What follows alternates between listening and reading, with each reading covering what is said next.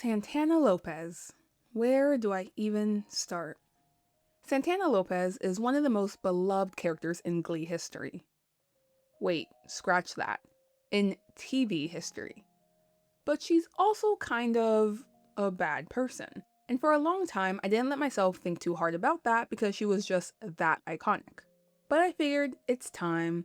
It's time to face the music and talk about the truth of our girl, Santana Lopez. Santana was a character in the TV show Glee. You know, the Ryan Murphy juggernaut that single-handedly made show choir seem cool. She had an interesting arc in the show because for the first half of season 1A, where her character was technically named Santana, she was more like mean cheerleader number 2, just a background character. She was brought to the Glee Club as part of a con for Sue Sylvester to spy on them and try to sabotage them. But along the way, she grows to love it, with Santana admitting in episode 13 sectionals that it was the best part of her day. Up to this point, we didn't know too much about her, but we wanted to. And that's all a credit to how Naya Rivera played her. Naya had been on television for her entire life, starring in sitcoms like Family Matters and Smart Guy and The Bernie Mac Show. This also includes the sitcom The Royal Family when she was just 4 years old. And sidebar, I was able to find a couple episodes of the show, and honestly, if Red Fox hadn't tragically passed away during season 1, I do believe it could have been a true staple of the Black sitcom television era. But I point to her over 2 decades of experience prior to Glee to say that she knew how television worked. She knew that no matter what you were cast in, no matter what they said the character you were playing was going to be, at any moment they could change their mind, which included getting rid of you if you didn't resonate with the audience. R.I.P. Matt. She knew you had to make the most of whatever you're given, and she did exactly that. Despite only ever having like 2 lines per episode, she knew she was still going to be on screen, whether it was in the background during a group number, and she had to make the most out of it. Whether it was an extra neck pop, or an eye roll, or give a specific look. Anything to still get that camera to draw attention to her and for the audience to be invested. And oh, we were. Despite being mean cheerleader number 2, we were instantly mesmerized by her mere presence. We wanted to know her story. Who was she really? Where does she come from? We needed more, and the writers picked up on that. The first episode back in season 1B, we got more. We got Santana and Brittany tasked with going on a date with Finn to make Rachel jealous. And we get multiple conversations with Sue, with Finn, the famous date with Finn where we got the iconic Brittany line, "Dolphins are just gay sharks." And this leads us to the Madonna episode in episode 15 where she really gets to shine. She's in like 5 musical numbers, and the first time we get to hear her isolated vocals.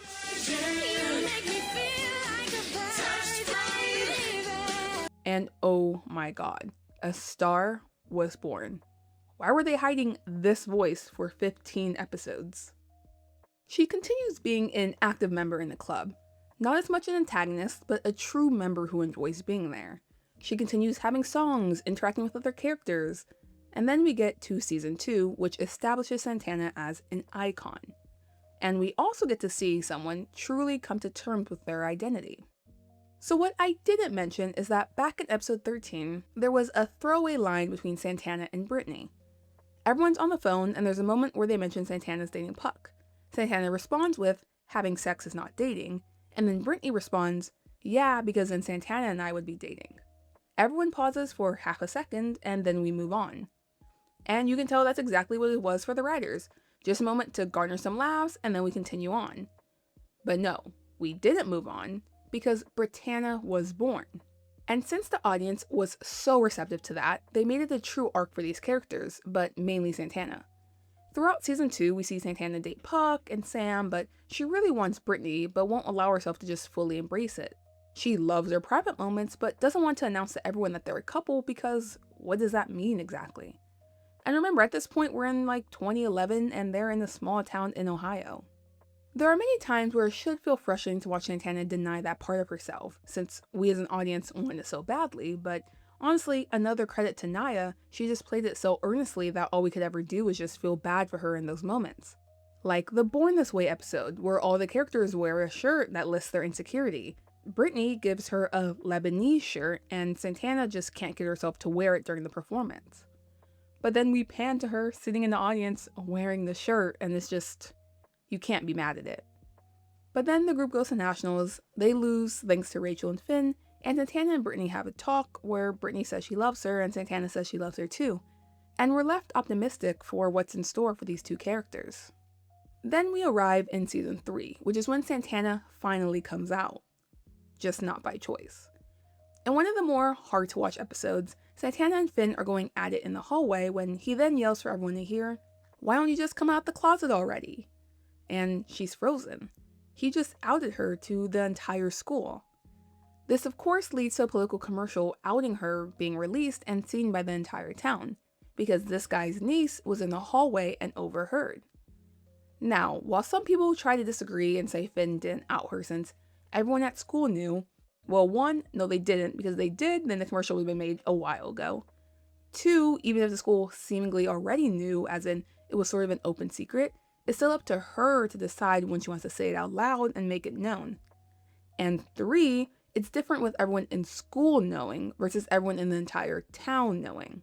Now, did Finn know who was in the hallway? Of course not.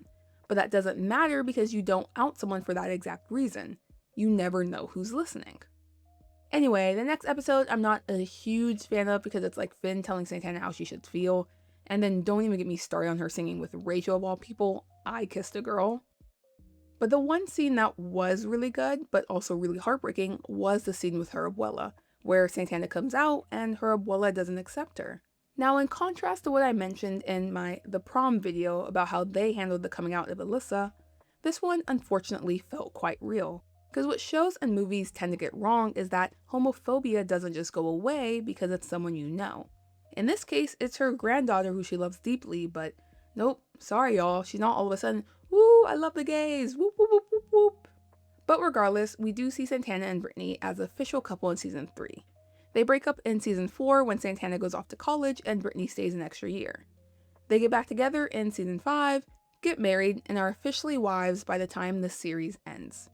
Ah, cinema. But bringing us back to the point of this video, and leads me to what Finn actually says to Santana in season 3 episode 7. He says, "When you hide who you hide part of that awesomeness with it.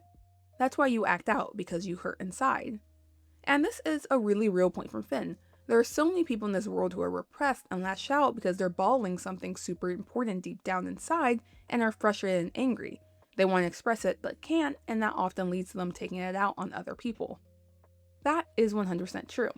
But with Santana, it's a little different, because while she does soften a bit and her relationships do shift, she still has that cattiness and bitchiness that never goes away.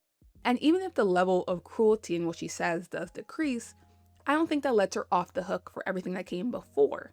And I don't think the show or majority of the fandom has ever really reckoned with that. So I saw a comment on a Reddit thread that put this in a way that really clicked for me. Early on, Santana is a bully. And the reason her bullying lands so hard and the reason people don't fight back is because there's a power imbalance. She's a Cheerio who's super popular and super hot, and that status is power, and she uses that power like a weapon. It's not a physical domination the way it was with someone like Karofsky, but it's a social domination. She targeted people's deepest insecurities and derived genuine pleasure by making them feel bad about themselves. And that's what makes it bullying as opposed to just being mean or keeping it real. But as the show goes on and these people spend more and more time together, those power dynamics start to shift. Think like with Mercedes. Early on, Mercedes doesn't really have the social standing to push back on Santana, but they soon grow a mutual respect for their insane vocal talent. They do a couple numbers together like The Boy's Mine and River Deep Mountain High, and suddenly they're peers and eventually friends. And when there's no power imbalance anymore, that same sharp tongue that used to be bullying starts to read a little bit more like brutal honesty. Still sharp, still Santana, but that cruelty softens because the intent behind it has shifted, even if the delivery hasn't. And you see this happen with most of the Glee Club. The coming out arc accelerates it because the club rallies around her in a way that changes how she sees them and how they see her. They're no longer targets, they're her people. So yes, Finn's speech isn't entirely wrong. There was something truthful about the idea that Santana's pain was feeding her cruelty, and when that pain started to ease, that cruelty eased with it. But we can't rewrite history. There's a version of this story where we could go, oh, she was just repressed, she was just hurting, it all makes sense now, and now everything is retroactively forgiven. But unfortunately, we just can't do that because before Santana came out, she was relentlessly cruel. It wasn't her just keeping it real. I mean, if you're on the receiving ends of some of the things she said, it would be devastating. The constant body shaming of Finn, saying Lauren's ices might be mistaken for the endangered white rhino, constantly making fun of Sam's mouth, talking about Tina getting an IED slanting, the constant poking and jabbing at literally everything and anything to do with Rachel, telling Sugar that all she could do was stand in the back and sway when it was kind of Sugar's club, intentionally giving Finn and Quinn mono, and in a moment that's genuinely hard to watch, just utterly pummeling Rory during dodgeball until he had a bloody nose. And truly, for no reason, I might add. And then don't forget she also threatened to out Karofsky, another closeted gay teen, when she wasn't fully out herself. And then there's also the Brittany of it all. She was sleeping with Brittany while Brittany was in a committed relationship with Artie, and then convinced her it wasn't cheating, manipulating the person she loved the most into betraying someone else. A clear example of Santana just doing what she wanted and not caring who got hurt in the process.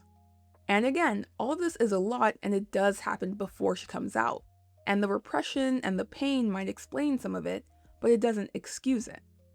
Speaking of Karofsky, I do find it interesting how the fandom treats him compared to Santana, considering their situations were quite similar.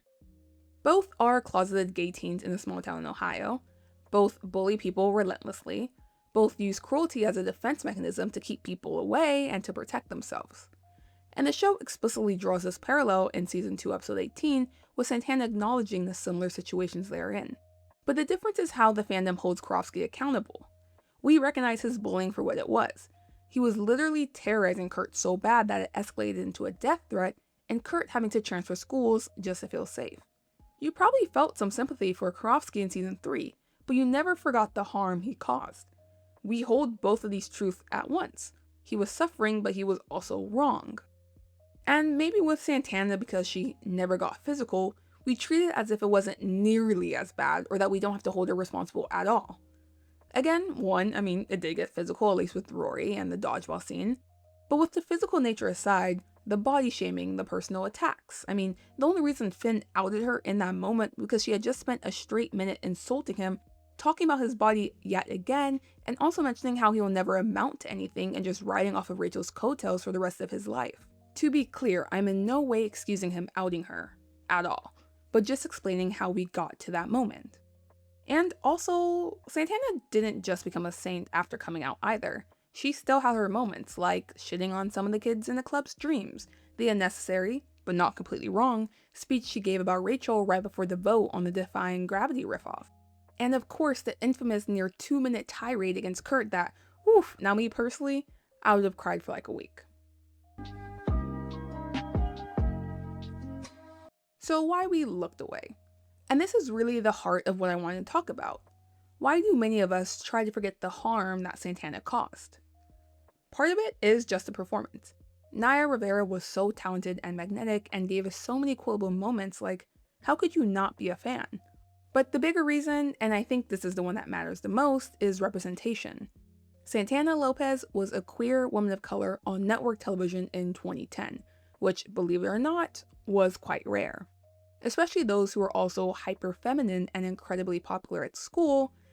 And when you're starving for that kind of representation, when you're a queer kid, or a kid of color, or both, and you're flipping through channels and you see someone who looks like you and exists like you and loves like you on a mainstream show on Fox, you don't spend a lot of time interrogating whether that character is actually a good person, because that feels like it's besides the point. The point is that she's there and exists. So no, there's not actually a problem with loving Santana Lopez. I love her. She's iconic, she's unforgettable, and Naya's performance is French kiss perfection. But I think what's worth acknowledging, and what this video is really about, is that two things can be true at once.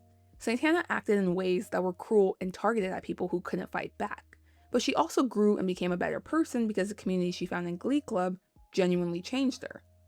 Both those things are true, and one doesn't cancel out the other. And I think what our love for her reveals, not just with us Glee fans, but about audiences in general, is how much we're willing to forgive overlook, and reframe when we're desperate for representation. We didn't just love Santana despite her flaws. I mean, we actively reclassified those flaws as strengths. No, she's not mean, she's just honest. No, she's not a bully, she's a badass. Almost as if we needed her to be perfect because she was one of the only ones that we had. The takeaway isn't that we loved the wrong character, but that we deserve more characters so that the weight of representation didn't have to rest on the shoulders of one deeply flawed but undeniably iconic cheerleader from Lima, Ohio. Because if there had been 5 queer women of color on television in 2010, maybe we wouldn't have needed to make excuses for her. We could have loved her and held her accountable and celebrated her growth without it feeling like a betrayal of the representation she gave us. And that's the real problem. Not that we love Santana Lopez, but for a long time she was all that we had.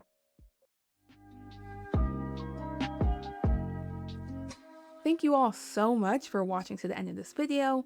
The last thing I want to make sure is super clear is that I don't actually think Santana is a bad person. I know I didn't cover her entire arc in this one video, but there are many instances of her being a great friend, a great partner, sticking up for people who couldn't stick up for themselves, standing in and believing in what's right. So no way a bad person. She just has said some things and done some things that are genuinely harmful that I believe are worth examining and talking about. But Santana stans, please don't come for me. Just, duality of characters, of women, beautiful thing. Okay, with that, please make sure to like, share, and subscribe, and stay tuned for my next video, which will be on Raven Reyes from the 100. See ya!